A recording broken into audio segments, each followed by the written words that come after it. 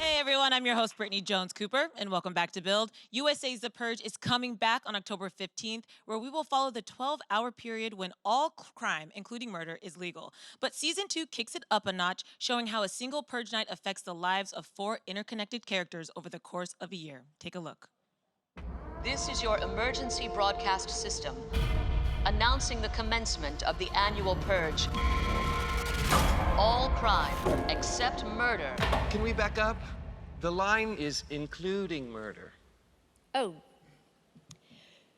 All crime, including murder, will be legal for 12 hours. Blessed be America, a nation reborn. Estimates came in already. Biggest purge in city history. We almost died last night. Whoever's trying to kill you is still out there. I've seen what people do when they think no one's watching. It's a new world out there. Whatever happens, I will keep you safe. Please help.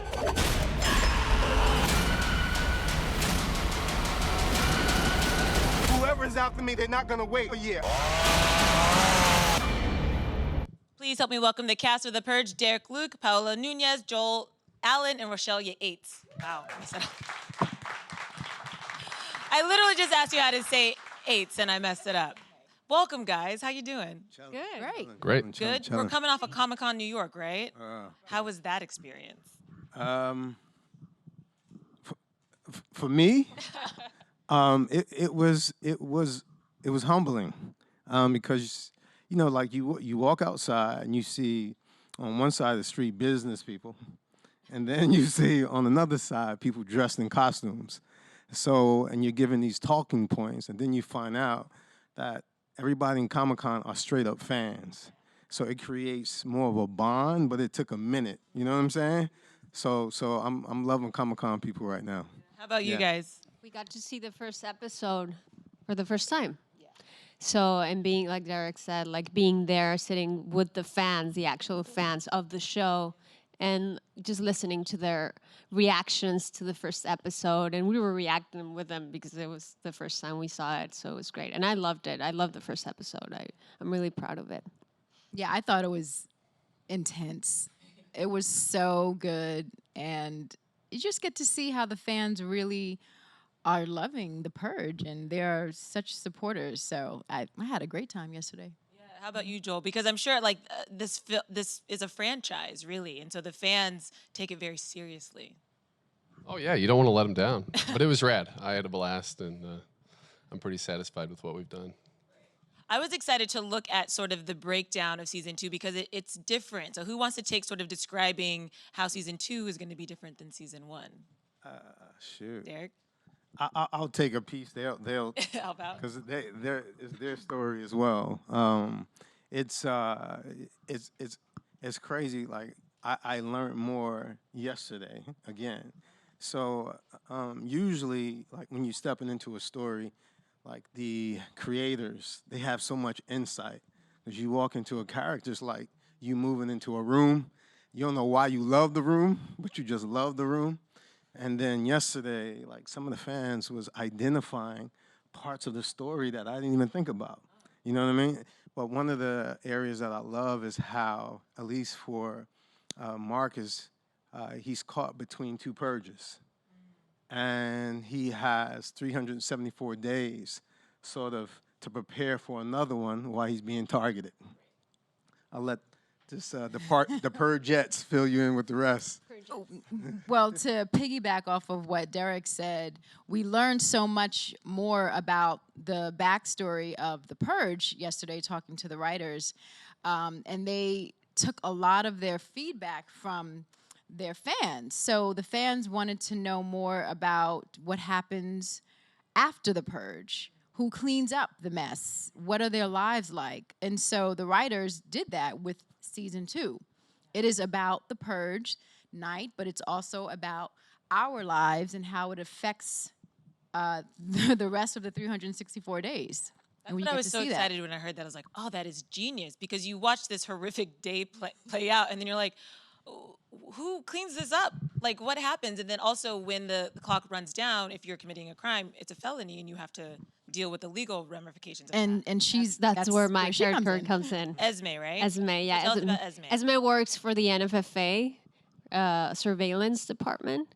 So she is watching everyone during the purge, but also during the rest of the year to see how people are behaving and if they're, sticking to the rules. Even on purge night, we have rules, and you have to stick by them. And if you break the rules, you're going to face the consequences, and there's tough consequences. When I was watching, I was thinking, well, she's in like the safest place, really. But then also she has to watch all of that. So what do we know about Esme that she can deal with like watching these horrific things so calmly?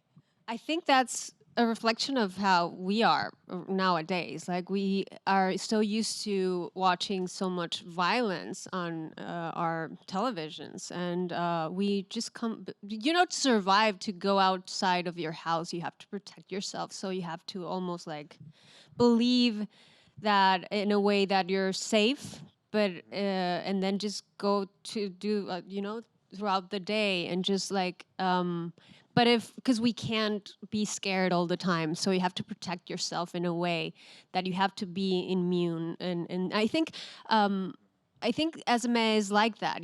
She's seen all these videos of people like footage of people killing each other, and she's so used to it because that's her job, and she's been doing that for years and years and years. It's like when you go and see a doctor, he's not going to get freaked out by your blood because he's been doing it forever, right?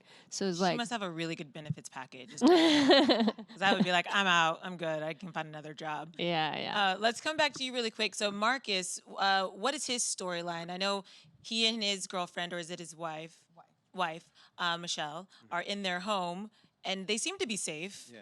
But as we know. Yeah. You take the piece.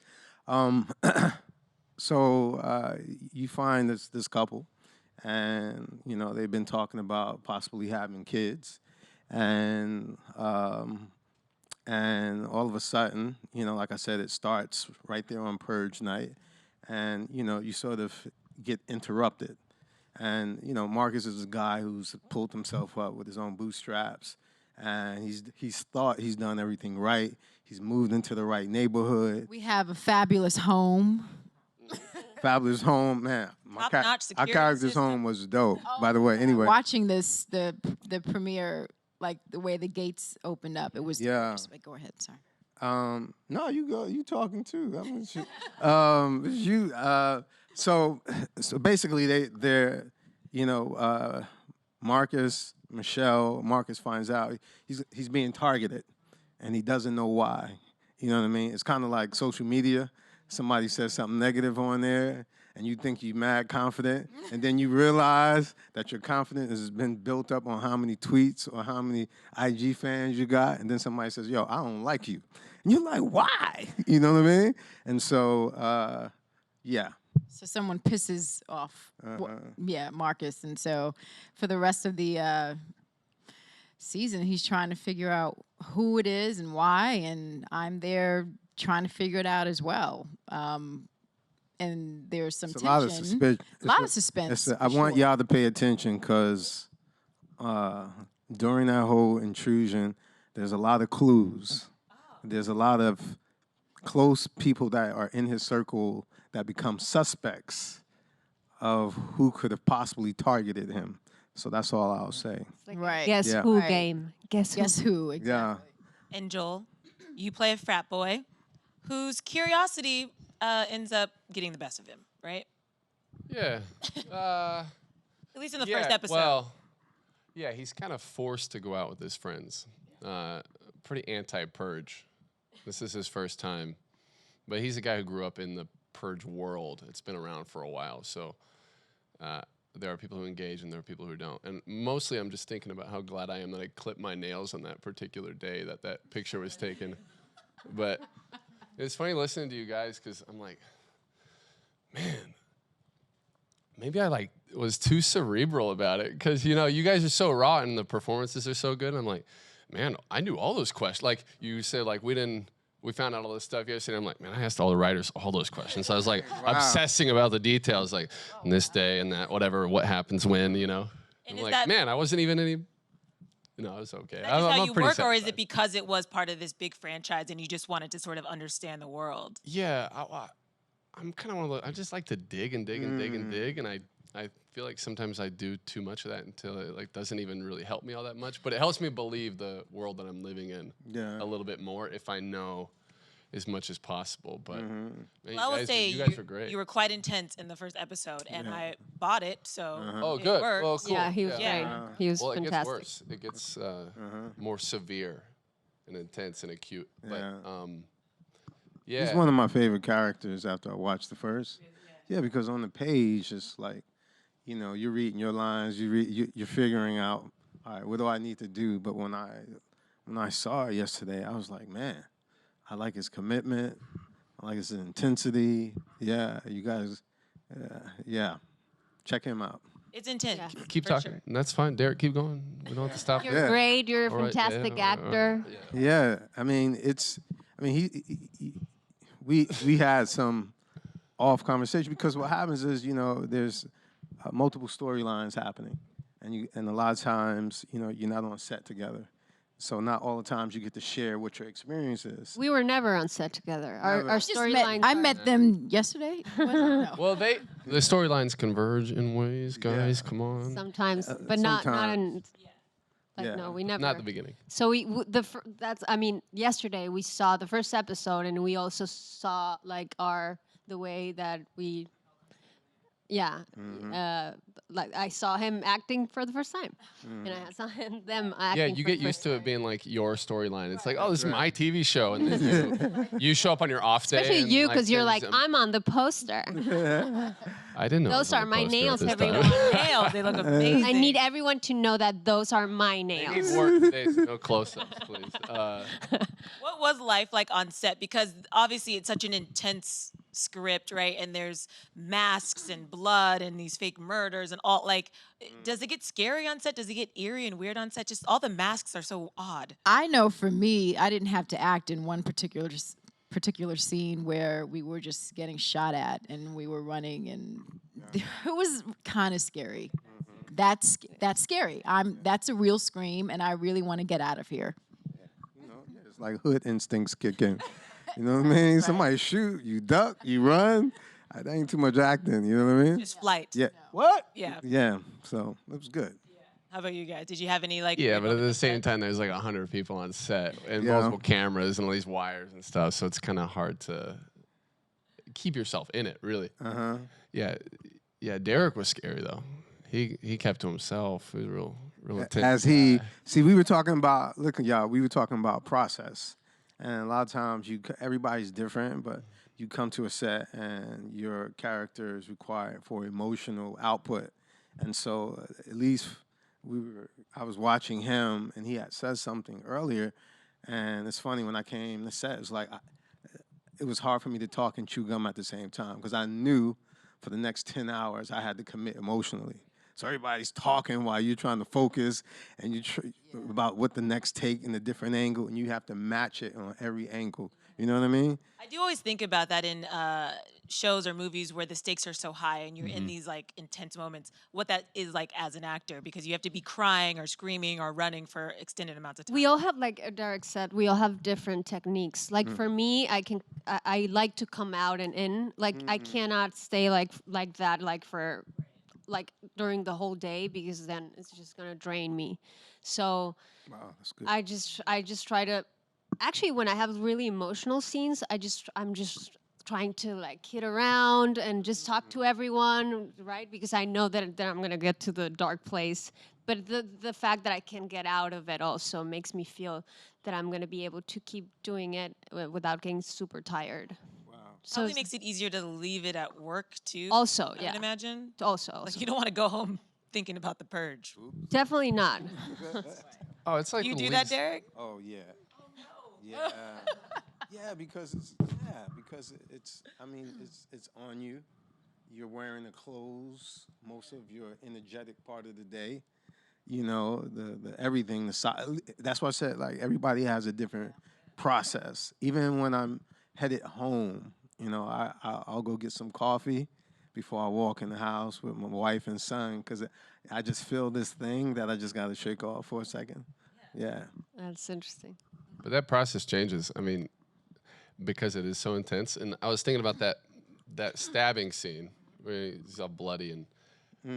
Bit hot. I mean, I don't know what you guys have seen. They haven't seen I it. haven't seen it. Oh. Oh, okay. That's Well, it's okay. in the teaser, right? So there's like a scene where I'm going on purge night, and there's a bunch of stabbing that happens, and I have a newfound respect for genre actors who work within this genre in particular, horror films, or when Shia LaBeouf's running from the robots and you really believe him and things like that. Like, if you're doing a bloody scene like that, they have to clean you up and reapply blood for like every take. You have to stay in it emotionally, and then like, okay, now stab, stab, spray him with blood, stab, stab, spray him with more blood. Lunch like, break.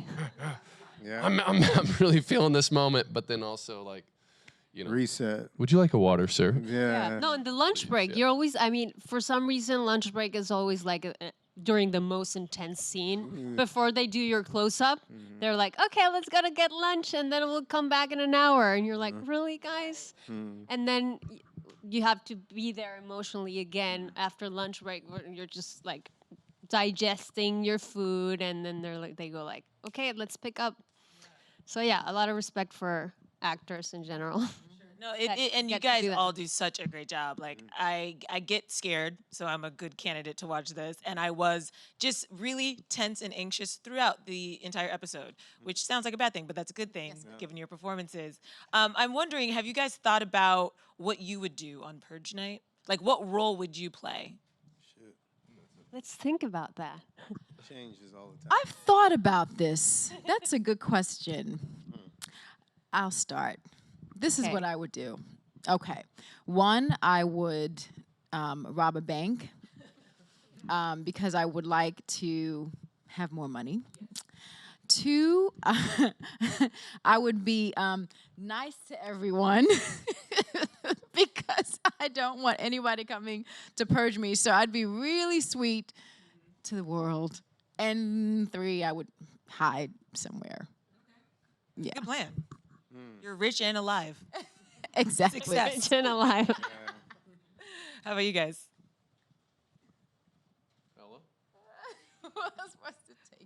Okay, so I have two answers.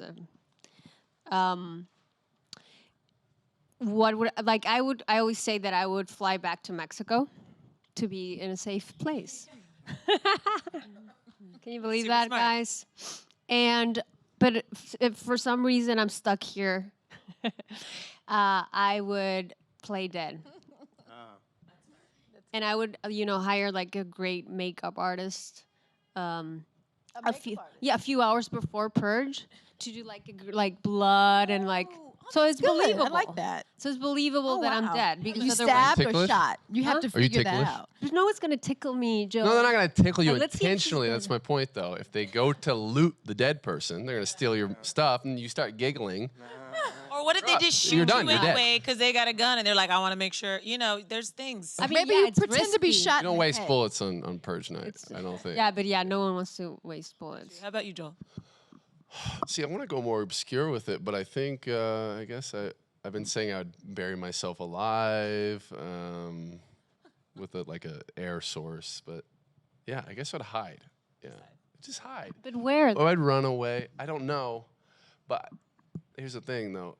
Like, you can't do the trap door, right? Because if you do a trap door, who's gonna put the carpet over you? I never understood that in movies. How like they just cover themselves up with the carpet. Like, how do, you should walk in and see like, oh, the fucking trap door is right there. I wonder where they are. Yeah. I'm toast. I'm screwed on Purge night. And Derek, you're the only one who hasn't answered. Yeah, you know. Taking all of his answers. Yeah.